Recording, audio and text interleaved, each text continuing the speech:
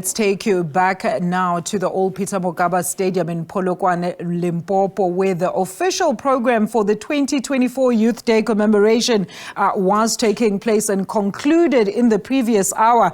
And our reporter Katleho Nyone is there and he has a very special guest with him. Katleho, a very good afternoon. It's over to you. Yes, certainly. That program has concluded at the old Peter Mokaba Stadium, where the Deputy President, Paul Mashatile, gave a keynote address, delivering that address to a number and scores of young people that were there to mainly listen to how government plans to tackle issues, the myriad of problems that are particularly facing young people. The Deputy President there delving into issues pertaining to inclusive education system, also touching upon the importance of tackling the issues of administration within the NSFAS funding scheme, also saying that they need to create a conducive environment for young people to be able to adapt to the labor market, touching on the fourth industrial revolution, and it's important also highlighting how South Africa needs to focus on ICT infrastructure and connecting communities, mentioning there that they have indeed just launched phase 2 of the SA Connect program. He essentially mentioned a number of issues: mental health, the LGBTQI plus community, saying that mental health is also important and young people need to be taken care of. But I'm joined by the former MEC for Health, that is Dr. Phophi Ramathuba, who is now the Premier of Limpopo, who's been newly elected. Thank you very much for making time for us. I still have to get used to calling you Premier. Congratulations, first of all. Let's just go through the discussions that were held, the message, actively embracing the socio-economic gains of our democracy. Just how does government plan to tackle all those plethora of challenges, particularly looking at uplifting young people in the economy? Thank you very much, Katleo. And yes, indeed, it's going to be difficult even for me to start to getting used to that. But I think the Deputy President was very clear in terms of looking at, because at the center of everything, it was about building an inclusive economy that will make sure that even those who were not or who are not participating currently with the economic activities, you then start to participate. Because if you look at most of the challenges that he is raising, especially social ills and socio-economic challenges we are facing, it's mainly as a result of the fact that our economy is not growing at the pace which we anticipated to grow. Secondly, even where it's growing without development. And by that, an economy that is not growing with development, it will reflect by not getting jobs being created. So because at the center even of the ANC manifesto is about jobs creation, is about getting more people to be employed. And the current crisis we're facing is about our young people who are not employed. The poverty that we see amongst the young people. There's a young person who sent me a message to say, when you grew up, and I always use it as an example, when you grow up, Dr. Ramathuba, your parents were taking you to school so that you graduate, become a doctor, and start to work and support them. But things have changed. Our children, we're raising them, they're going to school, they graduate, they come back. We must continue with our grants, our social grants, to take care of them because they are not finding jobs. Now, coming to your questions, what is it that we are planning to do? As I've already indicated, in terms of number 2 of the manifesto is that we need to start building the industries and industrialization of the current economy in our country will be the way to go. Limpopo on its own, it's rich in natural resources. You look at the number of minerals that we're having. But the challenge here is that, yes, we can get investors. We had how many? 3 investment conferences. The first one, there was a commitment of 209 billion. The second one, if I remember, it was around 34 billion. We have not got the figures for this third one.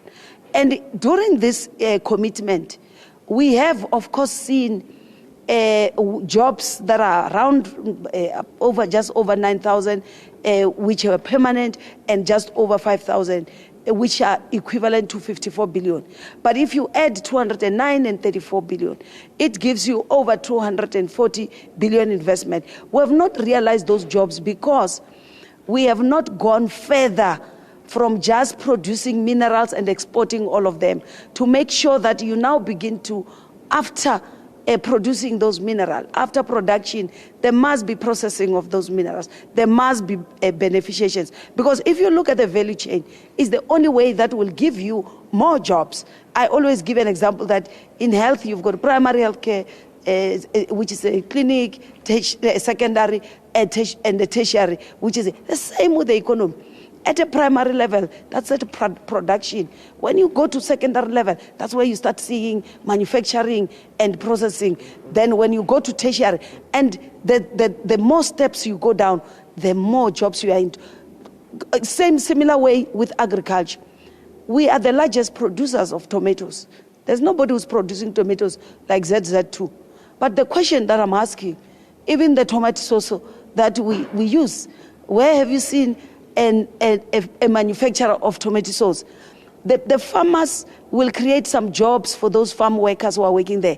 But if we can start to build industries that produces tomato sauce, more jobs are produced in the second layer, so hence the value chain. But also lastly, like I was indicating during my acceptance speech, as a province, we are going now to focus on tourism. Because there are many countries that we've seen globally, which tourism is the one that is driving their economy.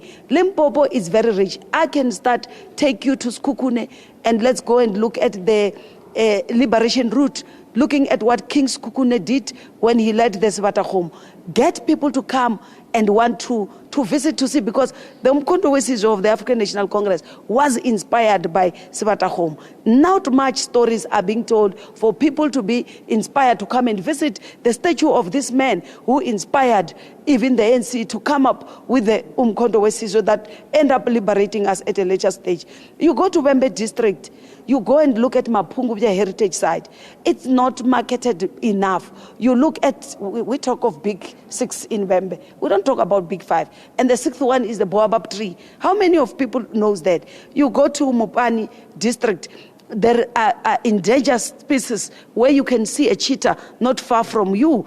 How many people would pay dollars and pounds just to come and do that? You come here, we are in Pitamukaba. We host the 2 biggest churches, which combined, they've got a membership of more than 20 million.